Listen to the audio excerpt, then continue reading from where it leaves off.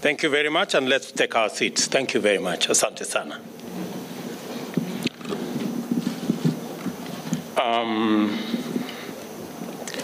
Mr. Deputy President, the Honorable Chief Justice and President of the Supreme Court, Lady Justice Martha Koome, the Speaker of the National Assembly, Moses Wetangula, the Deputy Chief Justice, the Attorney General, judicial officers, fellow leaders, ladies and gentlemen, good afternoon. It's my first occasion to be in the judiciary in my new role. I've been here before. And I want to thank the Chief Justice for putting a passionate case for the judiciary. I have listened to all the speakers very carefully, especially the Chief Justice, on what kind of judiciary we must look forward to. You have made a very passionate case on matters, human resource, technology, resources, and when I stood to walk out, I went to check on the toilets and ablution blocks, the one you said, they have been set up outside the premise.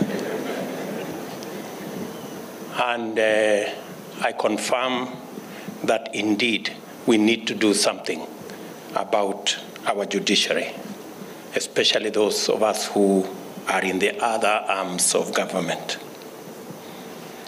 It is true, the governor of Nairobi has been on phone with me and the Chief Justice on some of the teething problems that we can sort out just by opening free conversation and consultation between the various arms of government, and I want to thank the Chief Justice for being facilitative of the work of the executive.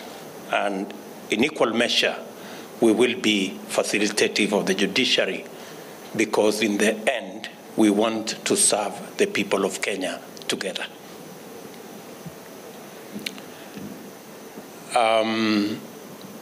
It is correct for the governor of Nairobi to work with us, and I have already given firm instructions on digitizing Nairobi and many of the big towns and making sure that we have digital cameras so that we can make it that much more easy for us to move traffic, and traffic cases that constitute a huge percentage of the backlog in our courts should be done in the space that provide for instant fines online so that we can decongest our courts. I agree with you, Governor, and we will work with you in making sure that that happens. I, however, am not too sure about the concept of sharing fines. With those who report, maybe you will need a small note from the Attorney General by way of a legal opinion. But it is with great honor to join you today as you launch the State of the Judiciary report. The judiciary is a vital component of the Kenyan state and an arm of government which serves as an independent and serves an independent role in the life of our nation, with a core mandate of dispensing justice to all, fostering adherence to the rule of law, and respect to human rights and continuous improvement of our good governance. The state of the judiciary, its capacity, performance, achievements, impact, and prospects matter a great deal to all of us. Our commitments, insofar as they relate to the judicial arm of government are important. We all have a duty to observe the rule of law and to respect the authority of our judicial institution and its officers as a cardinal ingredient of our mandatory commitment in Article 3.1 of the Constitution. The state of the judiciary matters because the government's mandate to ensure stability, enforce law and order, resolve disputes, maintain security, guarantee safety, and promote well-being directly relies on the existence of an effective and efficient legal system. The workings of our judicial system demonstrates the extent to which individual welfare, economic efficiency, state capacity, and fundamental rights are intertwined. If you care about the economy or national security or constitutional rights or how individual citizens fare, you must care about the state of our judiciary. At the inauguration of our administration, I stated our commitment to do our part in consolidating the role of the judiciary in our constitutional and democratic order and in cementing Kenya's place as a country guided by democratic ideals and the rule of law. I noted the importance of implementing the Judiciary Fund to secure the financial autonomy of the judiciary, thus securing its operational independence. We also commit to enhance the budgetary allocation to the judiciary annually to support the bottom-up delivery of justice by increasing the number of small claims courts, establishing high court stations in the remaining 7 counties, setting up magistrates' courts in 123 sub-counties, and supporting the judiciary's digitization program, which was displayed to us this morning, and it is doing a great job. The intended objective of these interventions is the expeditious adjudication of cases and the expansion of access to justice. It is important to note that these interventions will be complemented by other measures across the entire spectrum of the judicial chain, including the enhancement of autonomy and professionalism of our police service. It is worth expounding on the broader context behind these interventions. Our administration was elected on a platform to pursue certain interlocking agendas. Primarily, the bottom-up approach is in pursuit of socio-economic transformation to achieve shared prosperity, where no one is left behind. To do this, we recognize the cardinal objective of citizen well-being at the front and center of our immediate, medium-term, and long-term policy programs and projects. This being the case, it is inevitable that our program of action aligns with the implementation of measures that are necessary to attain socio-economic rights set out in Article 43 of the Constitution. We see the nation to be greater than the sum of its individual citizens. Its stature and might, therefore, consist of the aggregate happiness of the people which constitute it. We conceive this nation's prosperity to consist of the achievement of well-being citizen by citizen. Well-being considerably depends on the existence of meaningful opportunities for citizens to realize their aspirations. It is our manifest commitment to facilitate access to these opportunities by ordinary citizens on a rapidly increasing scale. We intend to begin with deliberate programs to create millions of jobs in agriculture, manufacturing, housing, and within the micro small and medium-sized enterprises level. These are the two limbs of our bottom-up model of economic transformation, scaling up from the individual to the nation and from the little hustles to the commanding heights of our economic system. The duty of government to its citizens is to open doors of opportunity on one hand and to protect freedoms and rights on the other. Opportunity lies in vibrant, diverse, competitive, and dynamic economy, whose efficiency is guaranteed by a credible system of enforcing contracts and securing property rights. However, whichever way one approaches the matter, a robust, independent, and effective judiciary, which inspires the confidence of all citizens, lies at the heart of national socio-economic transformation. This is why the state of the judiciary matters to everyone in Kenya. It is encouraging to note the extent of alignment between the executive and the judiciary as reflected in the State of the Judiciary report. I say this in full awareness of the dictates of separation of powers and the unique constitutional autonomy of the judiciary in the triangular relationship among the traditional arms of government. Nevertheless, from our distinct and separate domains, we can use the Constitution as our compass to navigate our way through our respective functions to attain the highest standards of living for all Kenyans. This is precisely what is captured in the Kenya Kwanza plan, and that is the bottom-up transformation agenda on one hand, and the strategic vision of the judiciary on the other, and that is social transformation through access to justice.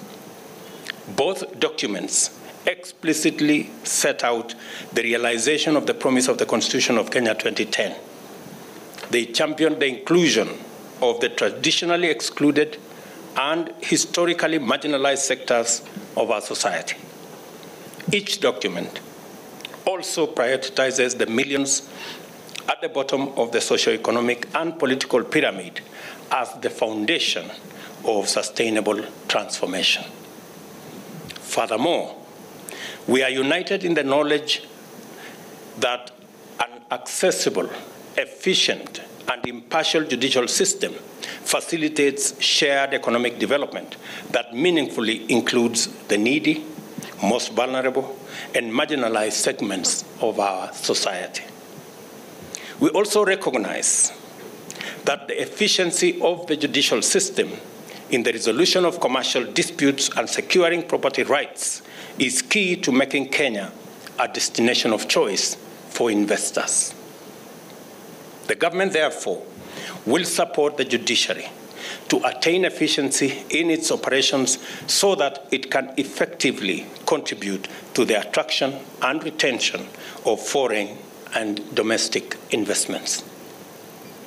The judiciary's stated aim to tackle systemic formal as well as informal barriers to access to justice resonates quite strongly with our administration's objective to provide access to public platforms and processes for previously excluded or underserved groups. I am satisfied that this model of delivering justice from the bottom up underpins citizen well-being and complements it with the opportunities for self-actualization created by stronger economic performance and higher investment confidence.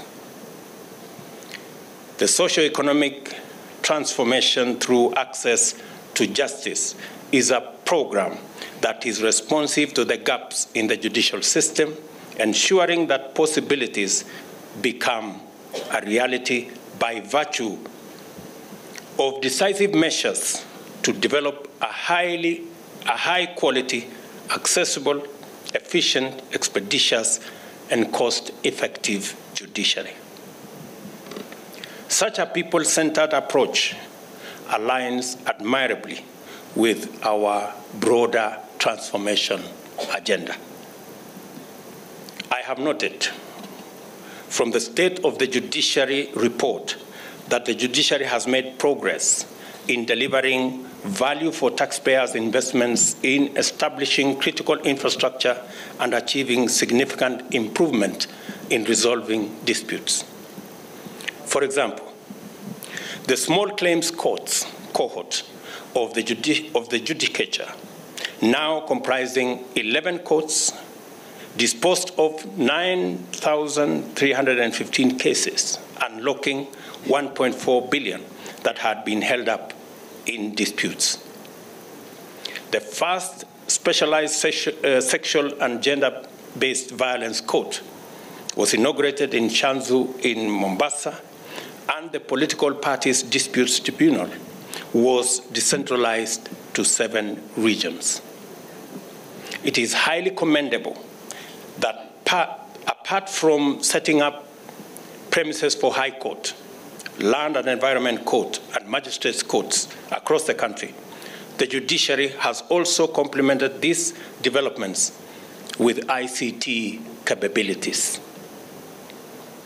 Various judicial procedures have been simplified and disseminated to standardize service delivery. The case tracking system has gone a long way in reducing the burden of manual performance of various important judicial tasks. Collaboration with technology companies, particularly Google Africa, has enhanced internet connectivity to support virtual court proceedings across the country. From the slow, manual, cumbersome, and vulnerable judiciary of recent years, we are now witnessing the rapid evolution of a judicial system that is smart, connected, digitized, automated, and efficient. Steadily, the judiciary is getting ready for the challenges that lie ahead and shaping up as a fit-for-purpose vehicle for delivery of justice. It is no surprise, then, that the number of cases filed or pending as compared to those concluded on an annual basis provide an encouraging report. The judiciary now has better capacity to measure its own performance and capture all aspects of service delivery in accurate statistics. Cases are being concluded faster, and the number of matters stayed in the courts is declining. The decline in overall backlog rate, despite the rise in numbers of new cases, points to enhanced efficiency. This is also encouraging. A direct effect of this performance enhancement is that judicial officers have been liberated from the tedious, inefficient, and manual labor, freeing them to perform their core function, and that is the production of robust jurisprudence that breathes life into our constitutional and legal dispensation. The State of the Judiciary report also includes numerous instances of jurisprudence that involve the invalidation of executive measures. All I can say is that we will strive to live up to our commitment to work within the Constitution and avoid running afoul with our courts. As I give this assurance, I am alive to the fact that the judiciary has mechanisms to achieve accountability for the exercise of judicial power and for public resources entrusted to it. The outputs of the Judicial Ombudsman are tremendously enlightening. Particularly noteworthy is that beyond resolving complaints, the mechanisms investigates root causes to minimize recurrence. And I want to encourage Madam Chief Justice and the judicial system to improve on the Judicial Ombudsman's performance. the public and the other arms of government expect the judiciary to perform its duty with integrity. And it's my expectation, because judicial power and independence comes with huge responsibility. And huge responsibility comes with a good measure of accountability. And that is why, to be able to exercise judicial power and independence effectively, responsibility and accountability must come with it. And I want to work with the judiciary, to support the judiciary, so that we can have an accountable and responsive judicial system. Integrity assurance and corruption prevention are essential pillars of remedial and corrective action. Likewise, the judiciary's performance management enhances staff accountability and guarantees service delivery to a high professional standard with assurance of continued improvement. Enforcement of Judicial Service Commission's Code of Conduct also forms part of the performance management and integrity assurance framework. And together, they provide the basis for internal audits that are used to measure and improve performance in the judiciary. I have noted all these impressive achievements for two principal reasons.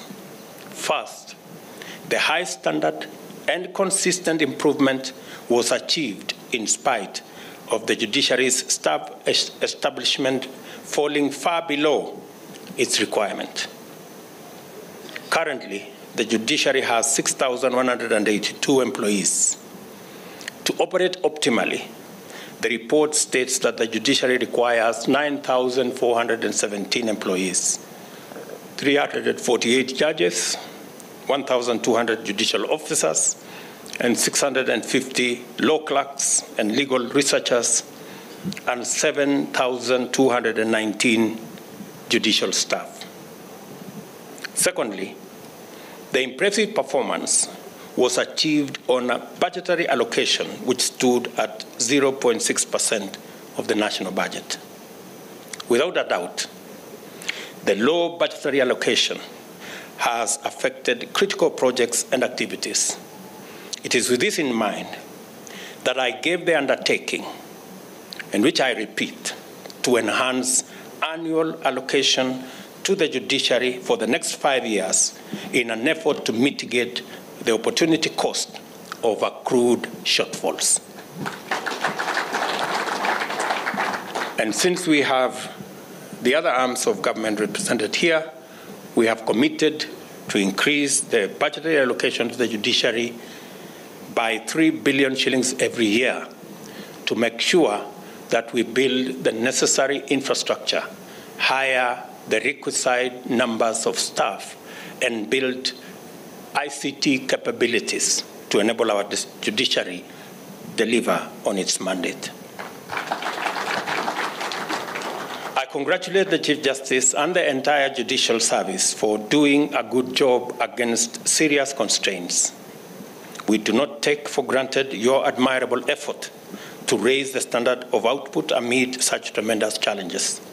I believe that I have demonstrated sufficient commitment to provide confidence that we in the executive shall do our part to support the judiciary in delivery of its mandate. I applaud the judiciary's overall performance and its consistency in retaining public trust. We acknowledge that there are gaps, of course, but we also recognize that there is demonstrable opportunity, capacity, and commitment to bridge them to the satisfaction of all citizens. I pledge our support to your vision of social transformation through access to justice because it is our duty to do so, because we are aligned in our transformational agenda, and because we share a citizen-centric, bottom-up delivery model focused on individual and collective well-being of all the citizens of Kenya.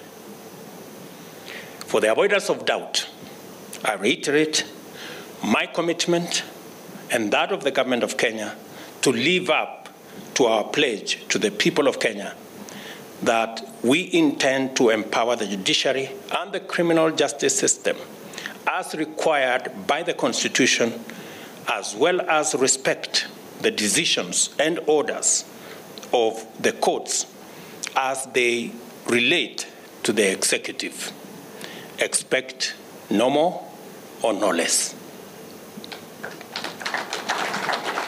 And even as we commit to the independence of the judiciary and to support the judiciary, give it financial independence, we do the same for all the other independent institutions. I did commit that we will do the same for our police service, because we believe that a professional police service will do the job. I have already established an independent budget and appointed an independent accounting officer for the police service so that they can discharge their mandate without reference to any other office or any other institution, as is required of us by law. I am a great believer, and I will work with all the arms of government in building our institutions and respecting those institutions. We will build the judiciary and respect the judiciary. We will build all the other institutions, including the police and other institutions, and support them and respect them. We cannot, at the same time, be bringing down our institutions and expecting them to work for us. We must collectively, as a country, work towards building all the institutions set up by the Constitution as a guarantee for the country being built on the solid foundation of the rule of law and respect for the Constitution. Any other attempt to build this nation on the basis of individuals and personalities will lead to monumental failure. As we build, and I want to commit that we will support our security agencies to take up their mandate and protect and safeguard the sovereignty and the security of our country. And we will work with them to eliminate groups and sections that work against the Constitution and the law. I am very clear in my mind that we do not need the advice from the Scotland Yard to be able to remove and disband the murderous units in our police force. We didn't need any advice from nowhere. We just needed to respect our Constitution and do the right thing. I am very clear in my mind that supporting our professional police force will guarantee the lives of every Kenyan and the security of our property, and we will get rid of the menace of extrajudicial killings. We certainly don't need the support of institutions built by others. We can build our own institutions. Even those other institutions that we celebrate, be they the Scotland Yard or the FBI, they were built by countries who respect the rule of law and who believe in institutions. We should believe in ours. We should support our police force. We should support the Independent Police Oversight Authority. We should build our institutions. They will guarantee our security and they will guarantee our democracy. And that is what I believe in.